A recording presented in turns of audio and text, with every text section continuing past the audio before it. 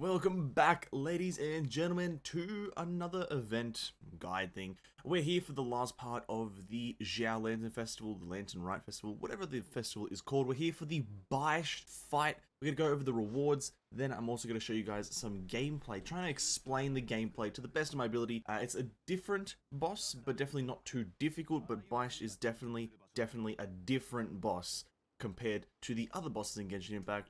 So let's just jump into analyzing the rewards. Miho has done a moderately exceptional job at letting every player be able to get the maximum amount of rewards, seeing as all the Primo Gems and all the Conquest Talismans from the Baish fight are all just to complete the fight. You don't have to do anything special, but if you do want extra Mora and extra Hero's Wit, you can defeat Baish before she can dive 4 times, or defeat her without being hit by a jet stream attack. Bear this in mind, you just need to defeat her 6 times. I put up 4 fingers.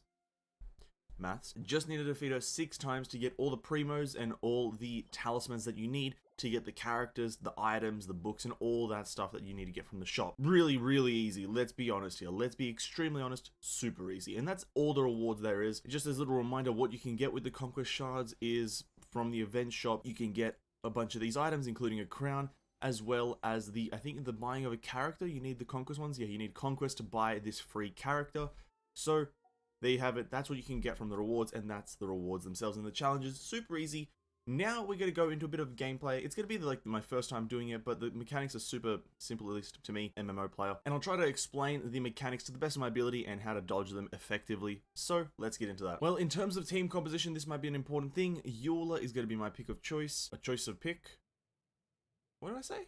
Doesn't matter. I'm going to be running Yanfei and Bennett with Zhongli. Yanfei, just for a bit of range. I do advise you guys don't run Hydro. The boss himself is a Hydro boss. Maybe he can still take damage from Hydro, but it's going to be a lot less effective. So I recommend Cryo, Pyro, maybe even Electro if you're feeling up for it. But anything but Hydro would work. And I will admit that bow characters are going to have a big advantage in this fight because Baish has a tendency to appear at a distance where no melee characters can hit, and bow characters can. So if you have a Ganyu, Amber, Kujo-Sara or something like that, they will prove a little bit more effective in the long run. But let's just jump into it. And it feels like a classic domain fight. We started up and here we go. There are a lot more attacks in this fight that are telegraphed, but you can start attacking right from the get-go, trying to deal as much damage as possible.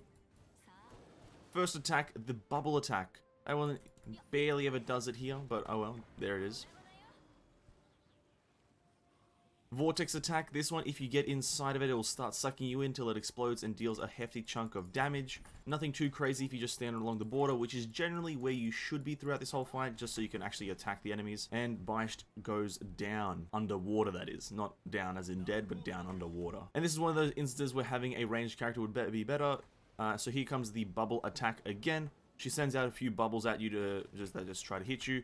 And this vortex sucking attack along with a telegraph all at the same time. So many attacks at once, it feels like an actual MMO fight. But there you go, there's a few mechanics that we're seeing. Another whirlpool suck into the middle. This one can be quite difficult, but obviously if you're a bit disorientated, that is. But just don't stand in the middle is my little go-to suggestion for most of this fight, in my honest opinion. Don't stand in the middle and you'll probably live. Again, at a range, this is a fully telegraphed attack, that one. Quite obvious. Don't stand in the red zone when the red zone is about to disappear, or as it disappears. And we killed 2 heads of Baish in one go. That's pretty funny.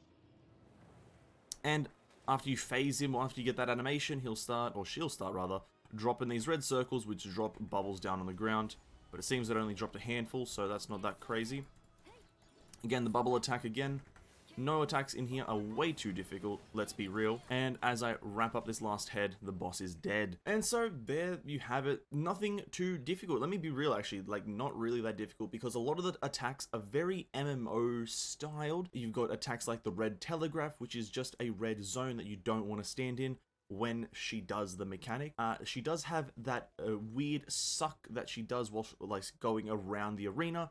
That one isn't as lethal as it sounds or looks, and she'll put down a red telegraph that you just need to get out of again. Obviously, the 6 bubbles that she shoots out can be difficult to dodge because they are moving at quite a high speed, and a lot of other things can be happening at the same time. And then the final one is obviously the bubble dropping from the sky. That is a phasing mechanic, which only happens once from my knowledge at least. It happens once every phase, And or once every after fight. you phase him, a after few you get bubbles that, drop from the sky, red telegraphs again and on the ground. after you to indicate phase where him, they are. after you get Very simple, very straightforward. If anything, a very, very easy fight overall compared to the other ones or other boss fights that we've had, because of the very MMO styled nature of them and their telegraphs. But if we just jump over into the event section, what will we be able to achieve just through the first attempt? We're able to achieve defeating her once and the 2 side challenges. Very, very straightforward and very easy. Defeating her without getting hit by a jet stream attack. The jet stream attack, just if you guys didn't know, is this attack. It's the breath beam attack that she does after doing like a round the arena suck. Kind of hard to explain what the hell she's doing, but it's the big breath attack, I'm assuming at least. And before she can dive 4 times, I believe this doesn't mean in total out of all the heads. This is presumably the heads that are attackable going down, which was quite easy, quite good. But I will always preface these videos by saying, don't be disheartened if you can't do these challenges. It's only 30,000 Mora and 3 heroes, with the amount of impact that will make on you is negligible at most. Now, because the rest of the challenges aren't actually, well, challenges, they're just to defeat her 3 times, we're going to cut this video short, keeping it nice and straightforward. You just have to defeat her 6 times to get all the rewards that you actually want from her, and then you'll be happy and cheery because you get a new character, new items, a crown. It's all good. So, hope you guys did enjoy. If it was helpful, leave a like and subscribe down below. And I'll see you guys in the next video. Peace out, my guys. Peace out.